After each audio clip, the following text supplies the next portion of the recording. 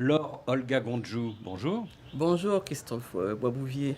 Dans votre ouvrage Instant de vie, Omar Bongo, Les miens et le monde, paru aux éditions Tabala, vous dites que le président Bongo était un monsieur humble, respectueux, coquin, séducteur, généreux, malin.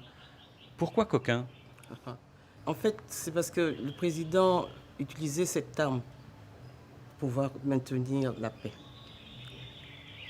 Et il savait donc comment se ruser, comment utiliser certaines informations sur des personnes avec lesquelles il avait il échangeait pour pouvoir toujours maintenir un climat de paix.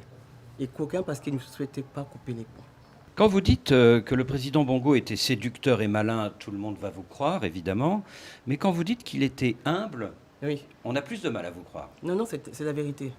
Le président était vraiment pétri d'humilité.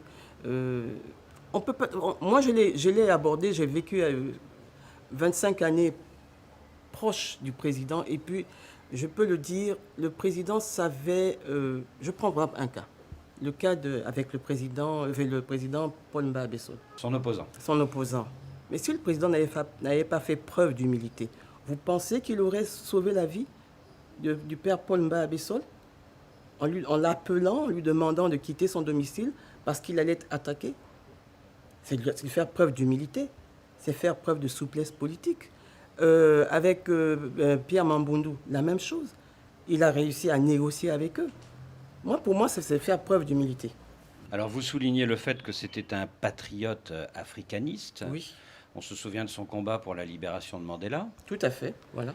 Mais en même temps, c'était, pour beaucoup, c'était l'homme de la France. Est-ce qu'on peut être à la fois patriote africaniste et pro-français? Pourquoi pas? La relation intime que nous avons avec la France, nous ne pouvons pas la rompre subitement. Mais nous pouvons l'utiliser au gré de nos intérêts en Afrique, pour préserver la paix en Afrique. Si le président Bongo pouvait continuer à parler avec Paris et obtenir de cette relation intime comment dirais-je, des appuis nécessaires pour la libération, par exemple, du président Mandela ou autre, pourquoi pas? Et puis même pour notre développement, la France va demeurer pendant longtemps encore un partenaire. Mais à côté de cette France, il y a d'autres partenaires avec lesquels aussi nous devons intensifier nos relations. Donc pour moi, ce n'est pas incompatible. Vous dites qu'il était généreux et de fait, plusieurs hommes politiques français, à commencer par l'ancien président Giscard d'Estaing, ont confirmé qu'il aidait volontiers financièrement les candidats aux élections présidentielles françaises. Pourquoi le faisait-il? Alors la question, il faut la poser au président Valéry Giscard d'Estaing. Je n'ai pas parlé de soutien financier du président Omar Bongo à la classe politique française, mais je sais que le président Bongo a été généreux et a aidé financièrement de nombreux Africains, de nombreux partis africains, au nom de la paix et aussi pour renforcer certaines capacités d'un leadership africain dont nous avons tant besoin. Et alors, ce qui est frappant avec les hommes politiques français qu'il soutenait, c'était le fait qu'il n'était pas partisan, c'est-à-dire qu'il a beaucoup aidé Jacques Chirac pendant plus de 20 ans, par l'intermédiaire notamment de Dominique de Villepin. Mais Robert Bourgi affirme que le président Bongo a aussi aidé financièrement Jean-Marie Le Pen avant la présidentielle de 1988. Pourquoi cette aide? Je sais que le président Jean-Marie Le Pen est venu au Gabon, mais le président est un homme de dialogue. Et s'il pouvait, par ses relations relationnelles, aider aussi la classe politique française, pourquoi se priver de cet atout? Pourquoi? Maintenant, Jean-Marie Le Pen peut être considéré comme un extrémiste en France, mais c'est peut-être pas ça la vision que nous avons en Afrique. Vous comprenez? Parce qu'en fait, il est extrémiste. Pour lui, c'est une façon d'accéder au pouvoir. Vous pensez que si jamais Jean-Marie Le Pen accédait au pouvoir, il aurait la même rigidité politique? J'en doute. Enfin, pas lui, sa fille aujourd'hui. Est-ce qu'on peut dire qu'à l'époque où vous étiez sa plus proche collaboratrice, l'homme politique français avec lequel il était peut-être le plus en confiance, c'était Jacques Chirac? Le plus en confiance, Jacques Chirac, mais celui avec dont il était satisfait de la réalisation des engagements, c'était le président Nicolas Sarkozy. Pourquoi, hein? Le président Jacques Chirac lui a fait de nombreuses promesses, mais celui qui a réussi à réaliser les promesses, c'était le président Nicolas Sarkozy. Vous pensez à des promesses sur le plan politique ou sur le plan économique? Économique. Sur le plan politique, le président n'allait pas se satisfaire de promesses. C'était des actes pour lui. Donnez-moi un exemple de promesses économiques qui ont été tenues par Nicolas Sarkozy. Je parlerai par exemple de la politique environnementale au Gabon, les engagements financiers que la France a promis et puis a effectivement réalisés. Alors vous parlez de Nicolas Sarkozy. Pour la présidentielle française de 2007, Mike Joktan, l'ancien conseiller personnel du président Bongo, affirme à nos confrères Thomas Hoffnung et Xavier Harel que le président gabonais a apporté une contribution financière au candidat Nicolas Sarkozy. De quelle nature était-ce? Alors là, je ne sais pas. Bon, c'est mon compatriote qui le dit. Peut-être qu'il faudrait lui poser la question, mais je ne sais pas. Page 132, vous écrivez qu'à chaque fois que le président Bongo appelait certains hommes politiques comme Jacques Chirac, Charles Pasqua, Nicolas Sarkozy, ils étaient toujours disponibles. Tout à fait. Et pourquoi? Ils entretenaient une relation respectueuse, une relation amicale, et ils savaient que le président Bongo ne les dérangeait pas. Il appelait parce qu'il y avait une raison importante pour laquelle il cherchait à les joindre. Effectivement, je le dis. Et peut-on dire que ces trois hommes politiques français ont donc bénéficié de la générosité financière du président Bongo? Je peux dire qu'ils ont profité de la générosité politique du président Bongo, du soutien politique du président Bongo. Mais la générosité financière, je n'ai aucune preuve, je ne peux pas le dire.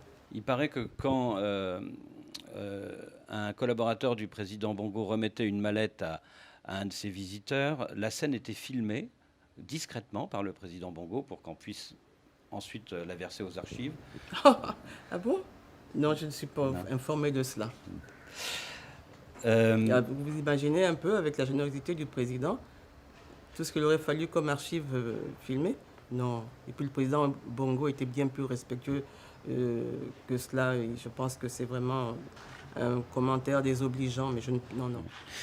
Est-ce que, avec le recul, vous vous dites le président Bongo a été trop généreux, il a trop donné à trop de monde? Trop donné, ce n'est pas moi, il ne me revient pas d'apprécier, mais moi je pense que le président l'a fait pour une raison essentielle, c'est parce qu'il voulait aider. C'était un africaniste, il estimait que les ressources du Gabon n'appartenaient pas qu'aux Gabonais, mais ils appartenaient aussi également aux Africains. Lui, il se mettait dans une dimension africaine. Sa politique, le Gabon était, vu la dimension du Gabon, il fallait que le Gabon reste bien positionné sur la scène politique africaine. Et pour cela, il utilisait les moyens qu'il avait pour pouvoir maintenir cette position, cette posture et aider. Maintenant, trop, non. Le 8 juin 2009, c'est le décès du président Omar Bongo. Oui. Un coup de tonnerre pour le Gabon et un immense jour de deuil pour tous ses proches et pour vous-même, bien entendu. Bien sûr. Et puis 2 mois plus tard, l'élection présidentielle oppose les deux héritiers du défunt, le fils biologique, Ali Bongo, et le fils spirituel, André Baobam. Pendant la campagne, vous choisissez le premier, Ali Bongo. Oui. Mais aujourd'hui, avec le recul, est-ce que vous regrettez un peu ou pas? Je choisis le candidat du Parti démocratique gabonais. En juin 2009, je suis toujours comme maintenant, je n'ai pas démissionné du Parti démocratique gabonais. Je suis membre du Parti démocratique gabonais, je suis membre du comité permanent. Donc je ne vois pas comment j'aurais pu choisir un autre candidat que celui de mon parti. Je peux dire que j'ai été peiné de voir ce schisme au niveau du Parti démocratique gabonais. André et Baobam et Ali Bongo Ondimba étaient des frères, étaient des amis. Mais je n'imaginais pas, en juin 2009, que la déchirure était aussi profonde. Et j'avais encore en mémoire le jour de l'anniversaire d'Ali Bongo, à l'époque ministre de la Défense, dans son bureau, lorsque André Baobam est venu lui offrir un cadeau qui était le portrait d'Ali Bongo. Et nous sommes restés un moment ensemble et à discuter. Je pensais que vraiment cette amitié était sincère. Ça, c'était avant le décès, hein? Avant le décès du président. Je n'imaginais pas que c'était factice. Là, mon intuition n'a pas été bonne. Et du coup, ce mois d'août 2009, vous avez dû être coupé en deux, non? Coupé en deux, c'est-à-dire que j'ai même tenté, mais c'était trop tard. C'était trop tard, ce n'était plus possible. La voracité politique des deux frères était telle que plus rien ne pouvait les réconcilier à ce moment-là. Vous aviez de l'affection pour André Baobam, et vous Oui. le dites, hein, vous ne le cachez pas dans Oui, votre livre. Hein. oui, Après 2009, quand il est tombé malade, vous écrivez que c'est vous oui, qui avez convaincu le président Ali Bongo de laisser sortir André Baobam du Gabon pour aller oui. se faire soigner en Afrique du Sud. Est-ce que dans les 2 dernières années de sa vie, André Baobam aurait pu être mieux traité? Il est difficile de répondre à une telle question, mais je considère que, comme je l'ai dit, André était un des nôtres. Il a fait un choix politique comme toute autre personne. D'ailleurs, c'était un choix, c'était légitime. Il avait des velléités présidentielles, c'était légitime. Mais je pense que dans nos États, nous devrions être plus respectueux de la dignité humaine. Et ça, peut-être, ça nous éviterait bien des problèmes. André ne pouvait pas quitter le territoire, je le savais malade. Et j'ai eu peur que si on ne le laissait pas sortir du territoire pour aller se soigner, il puisse y avoir un drame et que le président Ali Bongo aurait pu le payer cher. D'ailleurs, vous avez vu lors de ses obsèques ce que cela a soulevé comme mouvement populaire dans le Gabon.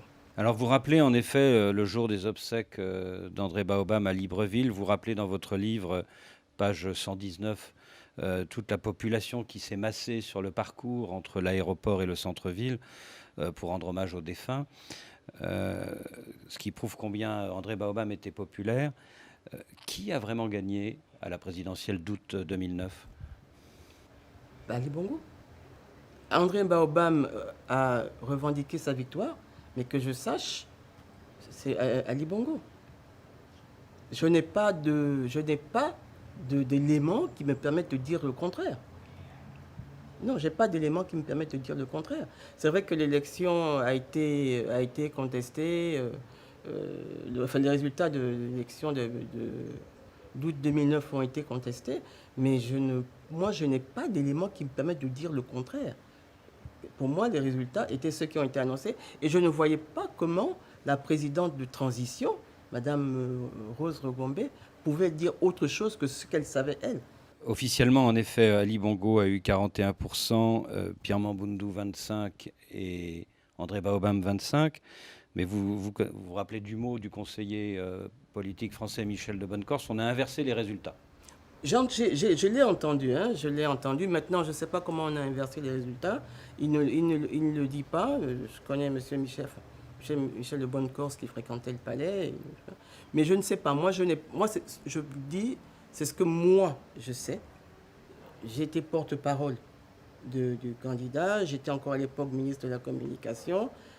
J'avais quand même la possibilité d'accéder à des informations importantes. Mais je n'ai pas ces informations-là, je n'ai pas ces chiffres-là. Je ne les ai pas. En 2013, vous êtes candidate à la mairie de Libreville, Oui. mais votre candidature est sabotée par des faux frères du parti au pouvoir, PDG, ce qui vous conduit à l'échec, évidemment. Et finalement, en janvier 2014, vous devenez médiateur de la République. Oui. Mais 5 ans plus tard, en janvier 2019, vous quittez vos fonctions et vous vous installez quelques mois plus tard en Côte d'Ivoire, un pays dont vous venez d'acquérir la nationalité d'ailleurs. Oui. Pourquoi la confiance semble-t-elle rompue aujourd'hui entre le président Ali Bongo et vous? D'abord, je voudrais dire que c'est le président du parti qui m'a demandé d'être candidate à la mairie De Libreville. de Libreville. Ça, je dois le dire. C'est une précision qui pour moi est importante. Maintenant qu'au niveau du parti, il ne se soit pas entendu sur ma candidature, et je vous dis, certains estimaient que c'est me donner trop de pouvoir, ça, je n'en tiens pas compte. Le fait que vous soyez une femme? Le fait que je sois une femme, ancienne collaboratrice du président Bongo, et puis fille de Paul Njenjen Ngunju, L'ancien président de de l'Assemblée l'Assemblée. nationale, ça dérangeait un peu quelque part. Ce n'est pas plus grave. Maintenant, en 2019, effectivement, il y a eu une personnalité qui a été désignée, mais qui n'a pas pris fonction. Mais je dois réaffirmer ici que personnellement, je ne me connais pas de conflit avec le président de la République. Cela dit, apparemment, vous ne vous parlez plus beaucoup. Vous dites que Et c'est vrai que nous ne nous sommes pas parlé depuis le mois d'août 2018. C'est exact. En août 2016, Ali Bongo est officiellement réélu face à un nouvel adversaire. Cette fois-ci, c'est Jean Ping, avec un taux de participation incroyable dans la province du Haut-Ogooué. 99,93% des citoyens inscrits sur les listes électorales sont censés avoir fait le déplacement pour déposer un bulletin dans l'urne. Franchement, est-ce que c'est crédible? Là, je ne peux pas vous répondre. Je ne sais pas. Je n'ai pas calculé ce taux. Je n'étais pas présente dans la province du Haut-Ogooué. Mais je dois avouer que c'était un score inhabituel. C'est vrai. Et vous comprenez que beaucoup en doutent, non? Oui, parce que c'est inhabituel. Et vous comprenez peut-être aussi le très fort mécontentement de votre ancien ami Jean Ping. Bon, il est persuadé qu'il a gagné, comme bien d'autres. Mais je reviens encore sur ce que je disais. Il est regrettable que ce soit les hommes du sérail, ceux qui, pendant longtemps, étaient les élèves, les disciples du président Omar Bongo, ceux qui en plus avaient droit à des cours particuliers en raison de leur relation familiale avec le président Bongo, qui aujourd'hui divisent le Gabon entre les pro-PDG et les pro-opposition. Je pense qu'il est temps qu'une passerelle soit établie entre ces deux camps pour permettre un dialogue, permettre, comment dirais-je, la stabilité et puis s'engager vers véritablement vers le développement dont le Gabon a tant besoin. D'ailleurs, je peux vous dire que je suis sur le point de lancer mon académie pour la paix en Afrique et ça fera partie peut-être d'un des chantiers sur lesquels je vais m'engager. Et est-ce que la maladie qui a frappé le président Ali Bongo il y a 2 ans change un petit peu la donne pour l'avenir ou pas? Bon, je pense que c'est vrai que ça a été un coup. C'est un peu difficile, mais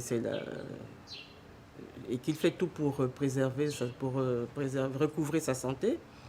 Maintenant, on verra un peu ce que cela donnera. Il est encore président jusqu'en 2023. Et voyons comment les choses vont se passer jusqu'au terme de son mandat. Oui. C'est sûr que la santé, effectivement, altère forcément. Même quand on souffre d'une rage de dents, hein, ça altère les capacités. Donc, tout ce qu'il faut souhaiter, c'est qu'il recouvre sa santé. Vous venez donc de fonder une académie pour la paix. J'imagine que vous avez conservé votre nationalité gabonaise. Ah, bien sûr. Est-ce que vous allez revenir dans le jeu politique gabonais en prévision de 2023? Je pense que je jouerai un rôle. J'estime que je reste quand même l'une des gardiennes du temple. Et que si je peux contribuer à ramener la paix, je n'hésiterai pas à le faire. Est-ce que vous pourriez être candidate en 2023? Mon académie me préoccupe d'abord. Je pense qu'il faut d'abord se préoccuper des préalables hein, au développement. Parce que c'est ça qui est le plus important, le développement socio-économique. Et pour moi, les préalables, c'est la paix, c'est la sécurité, c'est la stabilité. Penser à une élection, le pouvoir pour le pouvoir, pour moi, c'est une hérésie. Et aujourd'hui, Laure Olga Gondjou, vous Oui. vous sentez plus proche d'Ali Bongo ou plus proche de Jean Ping? Je me sens plus proche du Gabon. Mais je n'ai pas de contact avec le président, mais je dis bien que je n'ai pas de conflit avec lui. Avec Jean Ping, je ne l'ai pas revu depuis 2017. Je n'ai pas de contact avec lui, mais je reste proche du Gabon. Toute personne qui pourrait me contacter ou que je contacterai, et je pourrais échanger avec ces personnes. Donc je pourrais discuter avec tout le monde. Je ne suis fermé à personne. À personne. Vous n'excluez pas d'être candidate en 2023? Franchement, c'est vraiment pas une préoccupation. Je ne pense même pas à cela. Je vous l'avoue franchement. Pourquoi voudriez-vous que je sois candidate? Vous voyez avec un potentiel pour occuper cette fonction? Vous avez occupé de nombreux postes dans la République. Oui. Vous avez été secrétaire particulière, Oui. vous avez été ministre, Oui. notamment des Affaires étrangères. Oui. Vous avez été ministre de la Communication, Tout à fait. médiateur de la République. Oui. Vous êtes un personnage politique de premier plan au Gabon.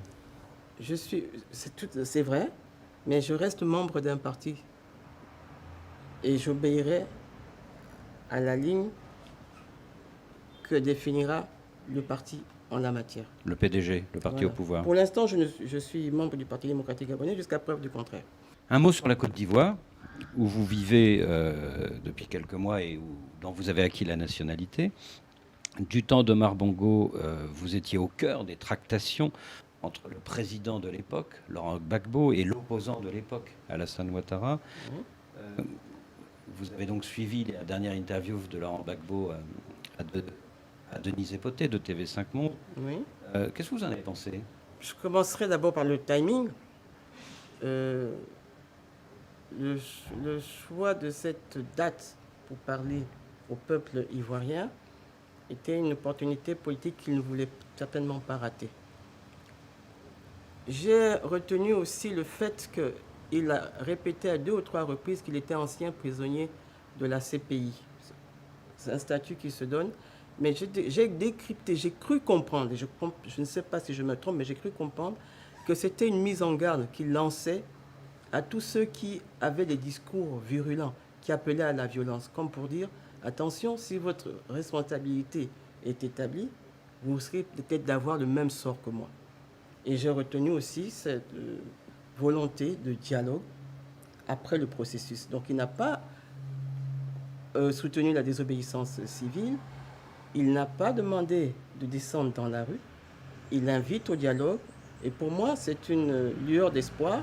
Je me dis qu'après les élections, parmi les chantiers politiques qui attendent le président Alassane Ouattara, le dialogue, la réconciliation seront en bonne place. Donc c'est un Laurent Gbagbo différent de celui que vous connaissiez, que vous avez vu? Oui, moins rigide, plus souple. C'est ce que j'ai retenu de ce que j'ai vu, j'ai entendu. Et c'est ça. Laure Olga Gondjou, merci. Merci Christophe Babouvier.